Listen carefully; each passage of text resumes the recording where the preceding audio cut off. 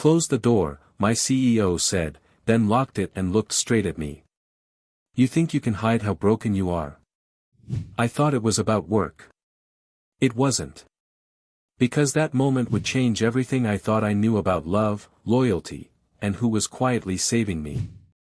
Before we begin, tell us in the comments, have you ever loved someone who didn't notice you falling apart? And where are you watching from? Don't forget to like and subscribe for more real emotional stories. Let's begin. My name is Ethan Carter. I'm 34, a project manager at a consulting firm in Charlotte. For years, I believed in simple things: loyalty, hard work, showing up for the people you love. This story isn't about how I lost everything. It's about the one person who saw it happening, before I even admitted it to myself. And what she did next changed my life. The day my divorce was finalized, I walked out of the courthouse feeling nothing. Not anger.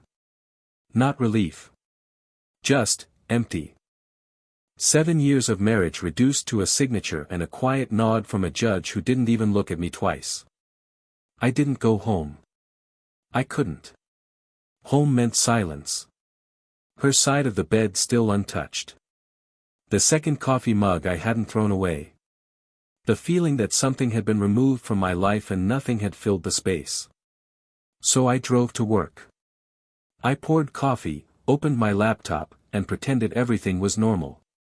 Like I hadn't been falling apart for months. Marcus, a coworker who notices more than he says, paused by my desk. "You good?" he asked. "Yeah," I replied. We both knew that wasn't true. For 8 months, my marriage had been collapsing in slow motion.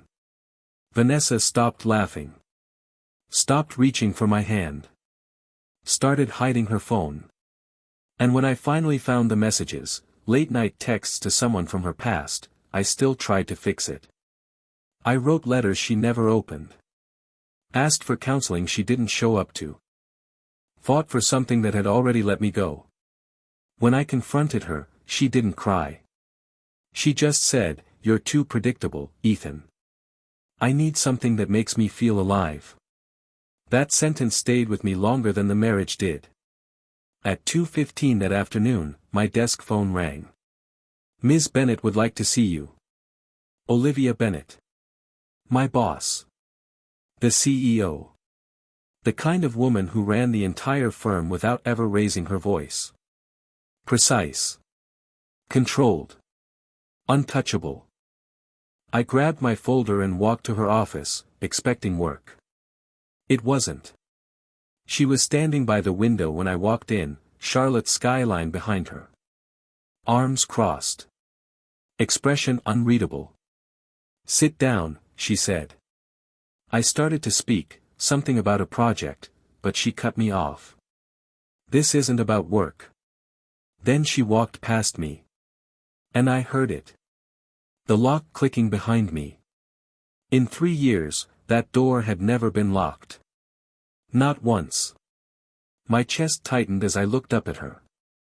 "I know your divorce was finalized this morning," she said calmly. My stomach dropped. I hadn't told anyone. Not a single person in that building. "I'm fine," I said automatically. She shook her head, just slightly. "No, you're not." She slid a paper across the desk. 2 weeks paid leave. Starting tomorrow. I stared at it. "Why would you?"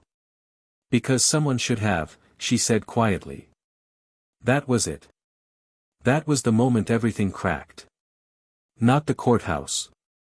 Not the empty apartment. Not even the end of my marriage. Those 4 words. Because someone should have. I tried to hold it together. I really did. But something in me finally gave out. Months of exhaustion, silence, and trying to be enough for someone who had already left, all of it hit at once. And I broke. Right there. In my boss's office. Behind a locked door. She didn't rush me. Didn't say anything meaningless. Just placed a box of tissues nearby and stayed. No judgment. No pity. Just, there. After a while, I managed to speak. I don't know what's wrong with me. There's nothing wrong with you, she said. Then she added something I wasn't ready to hear. For the past 2 months, I've been moving your workload. Quietly. You were drowning, Ethan. I wasn't going to let this place finish you off. I stared at her. The lighter schedule. The missing pressure. The reason I hadn't completely collapsed at work. It was never coincidence. It was her. And in that moment, I realized something that scared me more than losing my marriage ever did. The person who had been quietly holding me together was someone I wasn't supposed to need. And that locked door. That wasn't the beginning. It was proof that she had been watching long before I ever noticed. The first 3 days of my leave, I barely moved. I lay in bed staring at the ceiling, replaying everything I could have done differently. Every conversation. Every missed sign. Every moment I told myself things would get better if I just tried harder. They didn't. By day 4, the silence started to feel different. Not heavier, just quieter. I got up. Went for a run. Nothing impressive, just a slow mile that felt like dragging my body through wet cement. But it was the first time in months I did something that wasn't about fixing something broken. By day 7, I packed Vanessa's things into 2 boxes. Not dramatically. No music. No speeches. Just, done. By day 10, I cooked for myself. Eggs. Toast. Burnt the first batch, laughed at the second. It wasn't about the food, it was about realizing I could still build something small, even if everything big had fallen apart. Then on day 12, my phone buzzed. A message from Olivia. Not Ms. Bennett. Not formal. Just her. The vending machine broke again. Marcus tried to fix it with a stapler. Thought you should know the office is falling apart without you. I stared at the message longer than I should have. Then I laughed. Actually laughed. Alone in my kitchen, holding my phone like it was something fragile. I read it 3 more times before replying. Sounds about right. Tell him to stop before he destroys the building. She didn't respond. But something shifted. When I came back to the office, it felt different. Not the place. The place was the same. Me. I wasn't fixed. Not even close. But I wasn't pretending anymore either. And Olivia. She didn't treat me like I needed to be handled carefully. That might have been the most important part. Our conversations changed first. What used to be quick updates turned into longer talks, coffee in the break room, quiet moments after meetings, small pauses that neither of us seemed in a hurry to end. No flirting. No lines crossed. Just, understanding. One evening, after most of the office had cleared out, we ended up talking about things that had nothing to do with work. That's when I learned she had been divorced too. 3 years earlier. His favorite phrase, she said, almost like she was quoting from memory, was that I was too much, and somehow not enough at the same time. I frowned. That doesn't even make sense. She gave a small smile. Exactly. I told her about the letters. The ones Vanessa never opened. She didn't interrupt. Didn't offer advice. She just listened. And somehow, that mattered more than anything anyone had said to me in months. After that, it became harder to ignore the shift between us. Not obvious. Not something anyone else would notice. But I did. The way she avoided holding eye contact a second too long in meetings. The way conversations sometimes stopped just short of something deeper. The way silence between us didn't feel awkward anymore. It felt full. Then came the rooftop event. Company celebration. Drinks, music, city lights stretching out in every direction. I found her standing alone near the railing. She nodded toward 2 buildings in the distance. Those were my first major projects. There was pride in her voice. But something else too. A kind of quiet distance. We stood there side by side, not touching, not speaking for a while. Then she said, almost under her breath, "He told me no one would ever stay with someone like me." I turned to her. He was wrong. She didn't look at me. "I know that now," she said. The air between us shifted. For a moment, I wanted to say more. Something real. Something honest. But I didn't. Because she was still my boss. And I respected her too much to make things complicated, even if something inside me was already starting to change. So we stood there in silence. And somehow, that silence said everything we weren't ready to admit. What I didn't know was that the past wasn't done with me yet. Because a few weeks later, someone I thought I'd never see again walked straight into that office, and forced me to choose who I really was now. It happened on a Thursday. Nothing special about the day. No warning. No feeling that something was about to shift. I was at my desk, halfway through a report, when the receptionist called my extension. "Ethan, there's someone here asking for you." "Who is it?" I asked. A pause. "She says she's your wife." My chest tightened. For a second, I thought I heard it wrong. "I don't have a wife," I said quietly. Another pause. Then softer, "You might want to come see this." The walk to the lobby felt longer than it should have.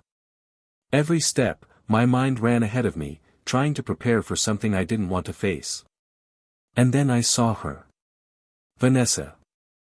Standing near the glass doors, shoulders slightly hunched, eyes red like she hadn't slept. She looked smaller. Not physically. Just less certain than the woman who had once stood in our kitchen and told me I wasn't enough for the life she wanted. When she saw me, she moved fast. "Ethan." Her voice broke on my name. She reached for my arm like she used to, like she still had the right. "I made a mistake," she said immediately. "I thought I knew what I wanted, but I didn't. He left. And I realized." Her words started tumbling over each other. "You were the real thing.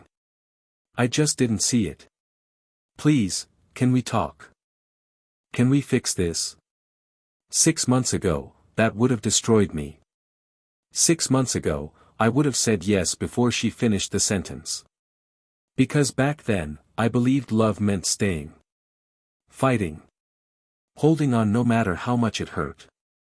But standing there, in the middle of the office lobby, something felt different. Not anger. Not pain. Just clarity. I looked at her for a long moment. At the woman I had once begged to stay. And I realized something that should have hurt more than it did. I didn't feel anything. No pull. No ache. No hope. Just distance. "Vanessa," I said carefully, when I was falling apart, "did you notice?" She froze. Just for a second. But it was enough. Her mouth opened, like she was about to answer, but nothing came out. And that silence told me everything. Because someone else had noticed. Someone who didn't live in my house. Someone who didn't promise forever. Someone who didn't need to love me to care. "I'm sorry," I said quietly. "I really am. But I can't go back." Her eyes filled instantly. "You don't mean that." "I do." "You loved me," she said, almost pleading now. "I did," I answered. "But love isn't enough if you're the only one holding it together." She shook her head, stepping closer. "We can fix it. We can start over." I took a step back. "No," I said. "You can start over. Just not with me." For a moment, I thought she might argue more. But something in my face must have told her this wasn't the same man she left. Because slowly, she let go. Her hand dropped from my sleeve. And just like that. It was over for real this time. I watched her walk out of the building. No anger. No relief. Just a quiet understanding that some doors, once closed, aren't meant to be opened again. I stood there for a few seconds longer than I needed to. Then I turned. And walked straight down the hallway. Toward Olivia's office. The door was open. She was sitting at her desk, but she wasn't working. She already knew. I could see it in her eyes. My ex-wife came back, I said. Her jaw tightened slightly, her hand gripping the pen in front of her. And, she asked. I stepped inside. I told her no. For a second, neither of us spoke. Then I added, quieter this time. Because when I was falling apart, someone else saw me. And didn't walk away. Her eyes softened. But only for a moment. Then she looked down, like she was putting something back into place inside herself. Ethan, she said slowly, I can't. I felt that before I understood it. I'm your boss, she continued. And I won't cross that line. Not for me. Not for you. I nodded. Because I understood. Even if part of me didn't want to. I respect that, I said. And I meant it. But as I walked out of her office, something settled heavily in my chest. Because for the first time since my marriage ended, I knew exactly what I wanted. And exactly why I couldn't have it.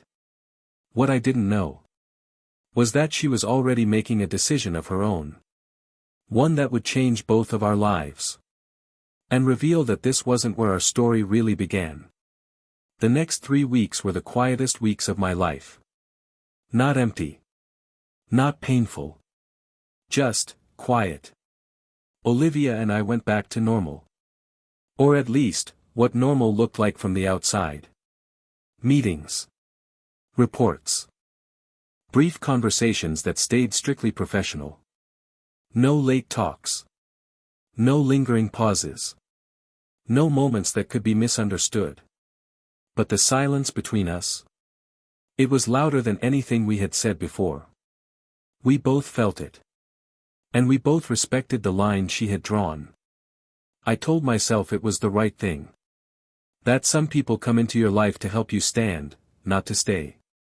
Still, there were moments. Small ones.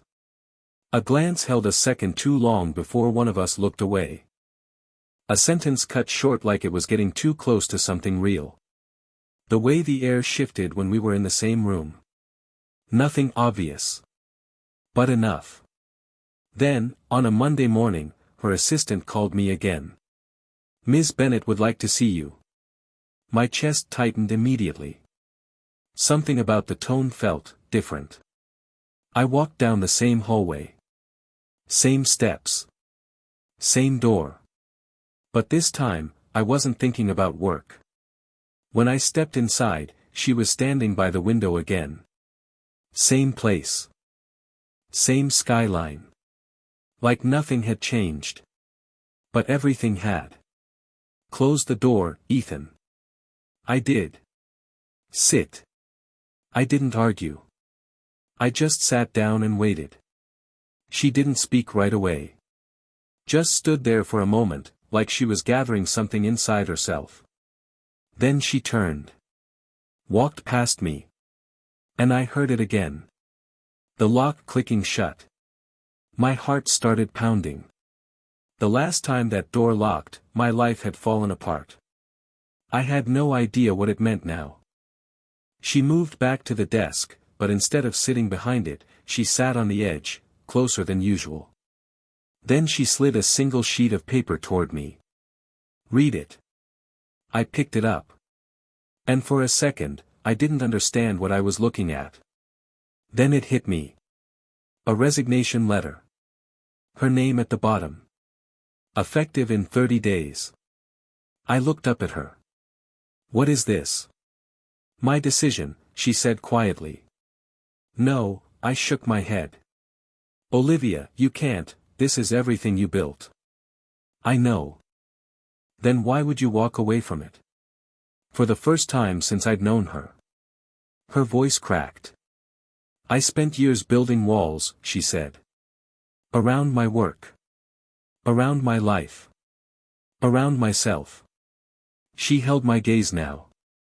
And somewhere along the way, you made me want a door. The room went completely still. I didn't know what to say. Didn't know how to respond to someone giving up something that big, for something that uncertain. For you? I asked carefully. She shook her head slightly. For me, she said. Because I know what it's like to choose safety over truth. I've done it before. I won't do it again. Her eyes softened. But I won't build something real on a foundation that compromises you either. That was Olivia. Even now. Even here. Still choosing what was right, even when it cost her everything. I stood up slowly. Walked around the desk. Not rushing. Not overthinking. Just, certain. I didn't kiss her. I didn't say anything dramatic. I just reached out. And took her hand. For a second, she froze. Like she wasn't used to being the one someone chose without hesitation. Then her fingers closed around mine. And for the first time since I'd met her, Olivia Bennett let someone in. No titles. No positions. No lines left to cross. Just two people, standing on the edge of something real. Outside, the city moved like nothing had changed. But inside that locked office, everything had. What I didn't know yet was that the hardest part of our story wasn't choosing each other. It was understanding why she had chosen me, long before I ever noticed her. Our first date was a disaster. The kind you'd expect to go wrong in every possible way. The restaurant lost our reservation. It started raining halfway through the walk to the car. By the time we got inside, we were both soaked, laughing like neither of us cared anymore. Then the car didn't start. We just sat there in the dark parking lot, rain hitting the windshield, the engine silent beneath us. And for the first time in a long time, nothing felt broken. This is not how I pictured this going, I said. She smiled, brushing damp hair behind her ear. Me neither. We looked at each other. And instead of trying to fix the moment, we stayed in it. That's when I realized something simple, but important. With Vanessa, everything had to be perfect to feel right. With Olivia, nothing had to be perfect at all. It just was. 2 years later, I stood on a rooftop overlooking the same Charlotte skyline and watched her walk toward me in a white dress. Small wedding. Close friends. Marcus standing beside me, pretending not to be emotional and failing completely. Olivia looked at me like she wasn't afraid anymore. And I felt something I hadn't felt in years. Certainty. Not the kind you force. The kind that settles quietly and stays. We didn't promise perfection. We didn't promise forever in the way people say it like it's guaranteed. We promised honesty. And that was enough. 6 months after the wedding, she opened her own firm. Bennett and Carter. I was her first partner. The office had glass walls, a view of the city, and one door. With a lock. On our first morning there, I walked in with 2 coffees and set one on her desk. She glanced up from her laptop, smiling the kind of smile she never showed anyone else. "You're early," she said. "I had to make sure the vending machine didn't break again," I replied. She laughed softly. I looked at the framed photo on her desk, our wedding, frozen in a moment where everything felt simple. Then I said, "You know, a locked door changed my life once." She leaned back slightly, watching me. "Mine too," she said. I walked over. Closed the door behind me. And this time, the sound of the lock didn't mean something was being hidden. It meant something was being protected. Our world. Our peace. Everything we had built from nothing. I turned back toward her, ready to say something light, something ordinary. But she was already looking at me differently. More serious. More certain. "There's something I never told you," she said. My chest tightened slightly. "What?" She hesitated. And for the first time since I'd known her. She looked nervous. "I knew about you," she said quietly. "Before all of it." I frowned. "What do you mean?" Her eyes held mine. "Your first week at the firm," she said. "When you thought nobody noticed you." I did. I felt something shift. "You stayed late every night," she continued. "Not because you had to. Because you cared. About the work. About people. About doing things right, even when no one was watching." I swallowed. "That's why I hired you," she said. "That's why I kept watching." Her voice softened. "And when your life started falling apart, I already knew who you were." The room went quiet. Not heavy. Not tense. Just real. All this time, I thought I had been invisible. That my effort didn't matter. That the things I did quietly, consistently, without recognition, meant nothing. But they did. To her, they meant everything. I took a slow breath. "So you saw me," I said. She nodded once. "I always did." I stepped closer. And in that moment, I understood something I wish I had known years ago. The right person doesn't wait until you're strong to believe in you. They see you when you're invisible. They stand beside you when you're breaking. And they never ask for credit when they help you stand again. I reached for her hand. And this time, there was no past chasing me. No doubt. No unfinished story behind me. Just a door. Closed. Locked. And finally, home. Thanks for watching. If this story meant something to you, please like and subscribe for more unforgettable stories about love, resilience, and second chances.